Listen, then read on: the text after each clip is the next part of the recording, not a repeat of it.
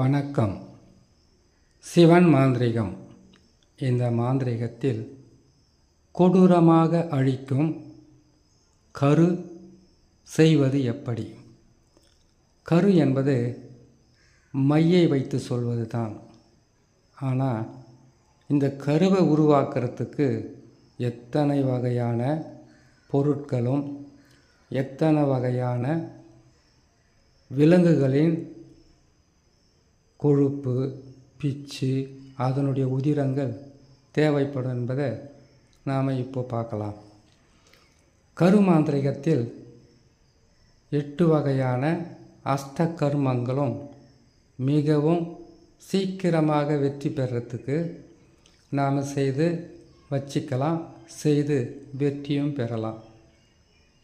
கரு நம்ம மனிதர்கள் செய்வதற்கு மிகவும் உதவியாகவும் ஒரு மாந்திரிகர் செய்து கொடுத்தா உடனே பலிதமாக உங்களுக்கும் மாந்திரிகர்களுக்கும் ரொம்ப பயனுள்ளதாக இருக்கும். இப்போ கருவை உருவாக்குறதுக்கு உண்டான வழியை தேடலாம். கரு என்பது குழி தைலம், அதுவும் ஒரு கரு மாதிரி தான். பிண்ட தைலம், அண்ட தைலம், மயான தைலம், சுடலை ரசம், வாழை ரசம்னு பல வகைப்படும். இந்த கருவை ஐங்கோலம் சொல்லக்கூடிய அதனுடைய ஐங்கோல மையாகவும் உருவாக்கலாம். முதல்ல நாம் செய்ய வேண்டியது, கரு உருவாக்கணும்னு முடிவு பண்ணிட்டா எல்லா வகையான இதில் நமக்கு விலங்குகளுடைய பொருட்கள் தேவைப்படுறதும் இருக்குது. மயானத்தில் எலும்புக்கூடு, மண்டையோடு இதுவும் தேவைப்படுறதும் இருக்குது. சரி, இது எடுக்க முடியாது, எடுத்தால் பிரச்சனை வரும், இல்லை ஒரு சிலருக்கு பயம் இருக்கும். அப்படி இருக்குதுன்னு கேட்டிங்கன்னாக்கா ஐங்கோல மையை உருவாக்கலாம். இல்லை அதுவும் கஷ்டமாக இருக்குன்னா குழி தைலத்தை இறக்குறது அவ்வளவு எளிதான விஷயம் கிடையாது. 50 வருஷங்களுக்கு முன்னாடி இல்லை நல்ல மாந்திரிகராக இருந்து அவங்க காசியில் இல்லை கேரளாவில் இருக்கக்கூடியவங்க பல வருஷமாக அதை பயன்படுத்துகிறாங்கன்னு கேட்டிங்கன்னாக்கா அதுக்கு அவங்க பல ஆண்டுகளுக்கு முன்பதாக அதை எடுத்து சேகரித்து வச்சுருப்பாங்க. அவங்கக்கிட்ட வாங்கி நீங்கள் செய்யலாம் குழி தைலத்தை. ஆனால் குழி தைலன்றது சர்வசாதாரணமாக இந்த காலத்தில் செய்ய முடியாது. காரணம், செய்தால் அரசாங்கத்தால் பல வகையிலும் துன்பங்களை சந்திக்கக்கூடிய சூழ்நிலையாக இருக்கும். அரசாங்கத்தை எதிர்த்தோ அரசாங்கத்துக்கு ஆகாத வேலைகளை செய்து கஷ்டப்படக்கூடாது. கொஞ்சம் நீங்கள் தேடினா அந்த கரு உங்களுக்கு கிடைச்சிடும். சரி, எளிமையான முறையில் செய்யக்கூடிய கருன்றது கேட்டிங்கனாக்கா வேர்களை வச்சு செய்யலாம். இல்லைன்னா பன்றியோட, முள்ளம்பன்றியோட மலம், குடல், பிச்சு, உதிரம் இதை வச்சு ஒரு கரு செய்யலாம். ஆனால் இதில் எந்த நன்மையும் செய்ய முடியாது, கெடுதல்களை மட்டும்தான் செய்ய முடியும். இந்த கெடுதலை கூட கெட்டதுக்காகத்தான் பயன்படுத்த முடியும்.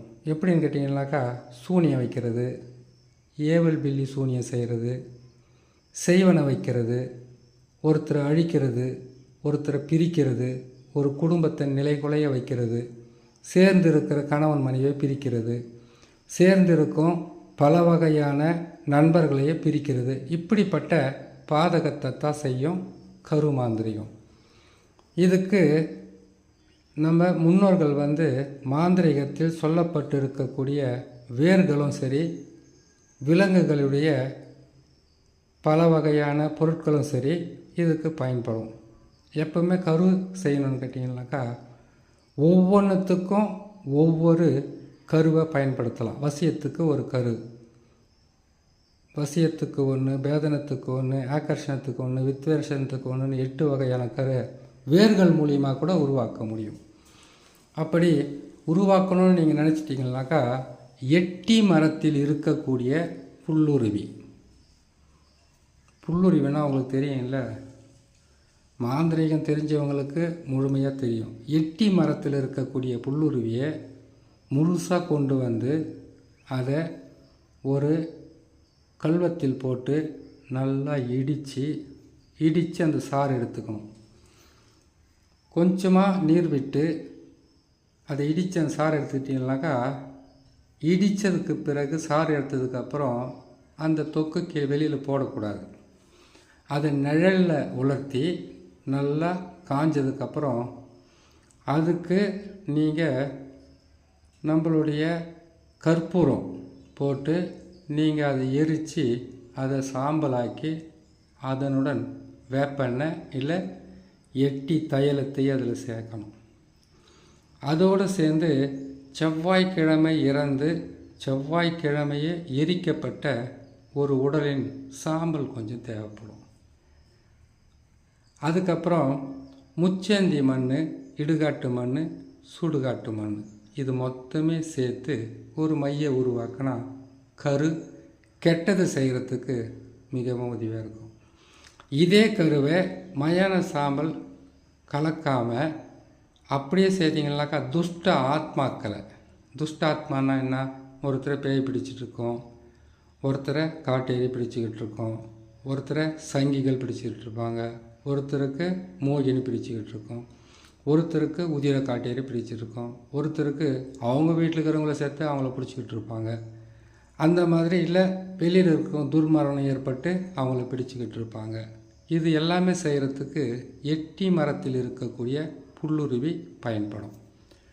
அடுத்தது இன்னொரு கரு உருவாக்குற வழியும் இருக்குது. அந்த கருவாக்கப்பட்டது வேப்ப மரத்தில் இருக்கக்கூடிய புல்லுருவியை எடுக்கணும். அந்த புல்லுருவியை எடுத்து ஏற்கனவே சொன்ன கல்வத்தில் போட்டு நல்லா இடித்து சாறை எடுத்து தனியாக வச்சுக்கணும். அதுக்கப்புறம் வேப்ப மரத்தினுடைய புல்லுருவியை இடித்ததுக்கப்புறம் அந்த திப்பி நிற்குது இல்லைங்களா, அதை நிழலில் தான் உலர்த்தணும். வெயிலில் எப்பவுமே வெயிலில் உலர்த்தக்கூடாது. நிழலில் உலர்த்தி காஞ்சதுக்கப்புறம் கற்பூரம் போட்டு எரித்து அதே வேப்பெண்ணெயை விட்டு அதை மையாக்கி வச்சுக்கிட்டு இந்த சாறு இருக்கு இல்லையா, அவங்கக்கிட்ட கொடுக்கும்போது அந்த சாறையும் கொஞ்சம் சேர்த்து போட்டு நீங்கள் கொடுக்கலாம்.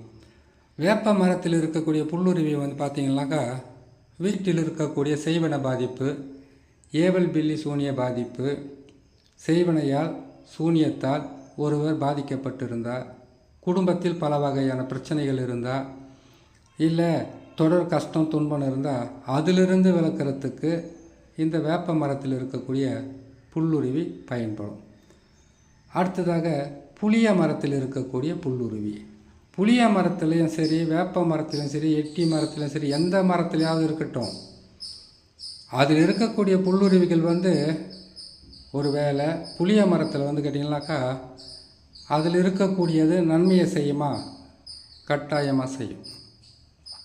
அதுவும் வளர்ச்சிக்கு, வாழ்க்கையில் வளர்ச்சி பாதையில் போகிறதுக்கு, தொழில் வெற்றிக்கு, தொழிலில் இருக்கக்கூடிய பல வகையான தடைகளை நீக்கி வெற்றி பெறத்துக்கு உதவியாக இருக்கும். ராஜவசியமும் செய்யலாம், தனவசியம் செய்யலாம், ஜனவசியம் செய்யலாம், குடும்ப வசியம் செய்யலாம், தொழில் வசியம் செய்யலாம், தன ஆகர்ஷணம் செய்யலாம். இது எல்லாமே புளிய மரத்தில் இருக்கக்கூடிய புல்லுருவிக்கு மிகவும் சக்தி வாய்ந்ததாக இருக்கும். அப்புறமா ஆலமரத்தில் இருக்கக்கூடிய புல்லுருவி, இது ஒரு மனிதனை மிகப்பெரிய ஒரு வெற்றி பாதைக்கும் மிகப்பெரிய வெற்றிகளை பெறுவதற்கும் இந்த புல்லுருவி உதவியாக இருக்கும். ஆலமரத்தில் இருக்கக்கூடிய புல்லுருவியை வச்சாக்கா அந்த ஆலமரம் போல மிகவும் வலிமையாகவும் மிகப்பெரிய ஒரு வெற்றியும் பெற்று பல வகையில் லட்சக்கணக்கில் கோடிக்கணக்கில் பணத்தை சம்பாதிக்கிறதுக்கு உதவியை கொடுக்கறது. எந்த தொழில் செய்தாலும் அது பெருசாக வெற்றி கொடுக்கணுன்னாக்கா அதுக்கு ஆலமர புல்லுருவி கட்டாயமாக தேவைப்படும். மற்ற புல்லுருவிகளை பொறுத்த வரைக்கும் உங்களுக்கு எந்தெந்த மரத்தில் இருக்குதுன்னு பாருங்கள். இந்த புல்லுருவிகள் மிகவும் நல்ல நிலையில் வேலை செய்யும். அரச மரத்தில் இருக்கக்கூடிய புல்லுருவி இந்த ஊரில் இருக்கிறது பார்த்திங்கனாக்கா அரசியல்வாதிங்க, இல்லைன்னு கேட்டிங்கன்னா தொழில் அதிபருங்க, பெரிய வியாபாரிங்க, அப்படி இல்லைன்னு கேட்டிங்கனாக்கா பணத்தை முதலீடாக போட்டு செய்கிறவங்க, யாராக இருந்தாலும் பணத்தில் பல வகையிலும் வெற்றி பெறணும், பணமே வாழ்க்கையாக இருக்கிறவங்களுக்கு அரச மரத்து புல்லுருவி மிகவும் உதவியாக இருக்கும். சரி, இந்த புல்லுருவிகளை எப்படி எடுக்கிறது அப்படின்னு கேட்டிங்கனாக்கா, இப்போது எட்டி மரத்தினுடைய புல்லுருவி எடுக்கணும்னா செவ்வாய் இல்லை சனிக்கிழமை எடுத்துக்குங்க, இல்லை அமாவாசை நேரத்தில் எடுங்க. வேப்ப மரத்தில் இருக்கிறத வெள்ளிக்கிழமை எடுக்கலாம், செவ்வாய் சனி எடுக்கலாம், ஞாயிற்றுக்கிழமை எடுக்கலாம். சரி, ஆலமரத்தில் இருப்பதும் அரச மரத்தில் இருப்பதும் எடுக்கணும்னு கேட்டிங்களேனாக்கா, புளிய மரத்தில் இருக்கிறது எடுக்கணுனாக்கா வெள்ளிக்கிழமை எடுக்கலாம். அதோடு சேர்த்து நீங்கள் வியாழக்கிழமை எடுக்கலாம், புதன்கிழமை எடுக்கலாம். இதோட பௌர்ணமி நேரத்துலேயும் அமாவாசை நேரத்துலேயும் எடுக்கிறது மிகவும் உதவியாக இருக்கும். இது எடுக்கிறதுக்கு முன்னாடி மஞ்சள் நூல் காப்பு கட்டணும். காப்பு கட்டி உங்களுக்கு தான் சாப நிவர்த்தி, மூலிகை சாப நிவர்த்தி எல்லாம் தெரியும் இல்லைங்களா? தெரிஞ்சால் தெரியுதுன்னு சொல்லுங்கள், தெரியலனாக்கா மூலிகை சாப நிவர்த்திக்கு ஒரு மந்திரத்தையும் மற்ற எந்திர சாப நிவர்த்தி, மந்திர சாப நிவர்த்தி இது எல்லாமே இருக்குது. அதுக்கு ஒன்று தனியாக ஒரு பதிவு போட்டுடலாம். இதுலேயே அது கலந்து வேணாம். இப்போ வெள்ளிக்கிழமை, புதன்கிழமை, வியாழக்கிழமை இந்த நாளில் அமாவாசை பௌர்ணமி இந்த நாளில் இந்த நல்ல வேலை செய்கிற இந்த புல்லுருவிகளை எடுக்கலாம். எடுக்கிறதுக்கு முன்னாடி மஞ்சள் நூலால் காப்பு கட்டி அதுக்கு அவல், பொரி, கடலை, பத்தி, சூடம், மல்லிகைப்பூ, சில பலகாரங்க, இதுக்கு பழம், முக்கணி தேவைப்படும். இது எல்லாமே வச்சு மஞ்சளால் அந்த புல்லுருவிக்கு நீங்கள் மஞ்சள் பூசி குங்குமத்தை வச்சு அபிஷேகம் பண்ணி அதுக்கப்புறம் அதுக்கு தேவையான பூஜை புனஸ்காரம்லாம் பண்ணி கற்பூரத்தை ஏற்றி இதுக்கு எலுமிச்சை பழம் இல்லைன்னா கல்யாண பூசணிக்காய் பலி கொடுக்கணும். இதை கொடுத்து முடிச்சுட்டு இதுக்கு உண்டான மந்திரத்தையும் மூலிகை சாப நிவர்த்தி உண்ட மந்திரத்தை சொல்லிவிட்டு அதுக்கு பிறகு நீங்கள் அதை பிடிங்கிட்டு இந்த மாதிரி செய்து பதப்படுத்தி வச்சுக்கணும். அந்த காலத்தில் கேட்டால் ஏன தந்தத்தில் வச்சுருக்காங்க. அதுக்கப்புறம் கேட்டிங்கனாக்கா ஒரு சின்ன சிமியில் போட்டு அடைச்சி மயானத்துங்கள்லையும், அதுக்கப்புறம் ஏரி ஓரம், ஆற்று ஓரம், மரத்துங்களில் வச்சுருக்காங்க. இப்போல்லாம் வீட்டுக்குள்ளே வைக்க முடியாது, வைக்கவும் கூடாது. வெளியில் எங்கேயாச்சும் ஏனத்தந்தமெல்லாம் எடுக்க முடியாது, அரசாங்கத்துக்கு பிரச்சனை வரும், அதை ஒதுக்கிடுங்க. மற்றபடி நம்மளுடைய பாட்டில்கள் எல்லாம் பதப்படுத்தி வச்சுக்கலாம். இல்லைன்னு கேட்டிங்கனாக்கா மை டப்பாங்களில் பதப்படுத்தி வச்சுக்கலாம். இதை நீங்கள் மையை உருவாக்கிட்டீங்கன்னாக்கா இதை நீங்கள் புதைச்சி வைக்கிற இடம்னு பார்த்தீங்கன்னாக்கா, கெட்டது செய்யணுமா இடுகாட்டில் தான் புதைக்கணும். இடுகாட்டில் புதைக்க முடியாதுங்க, ரொம்ப கஷ்டமாக இருக்குது அப்படின்ற ஒரு சூழ்நிலை இருக்கீங்களா, சுடுகாட்டில் புதைச்சி வைங்க. இல்லைன்னா எரிமேடையில் வச்சு எடுத்துக்குங்க. ஒரு 48 நாள் அங்கேருந்து 49வது நாள் எடுத்துகிட்டு வந்தீங்கன்னா உங்களுக்கு நல்லா பயனுள்ளதாக இருக்கும். சரி, நல்ல கருன்றது பார்த்தீங்கன்னாக்கா புளிய மரம், அரச மரம், ஆலமரம் சொல்லியிருக்கேன் இல்லையா?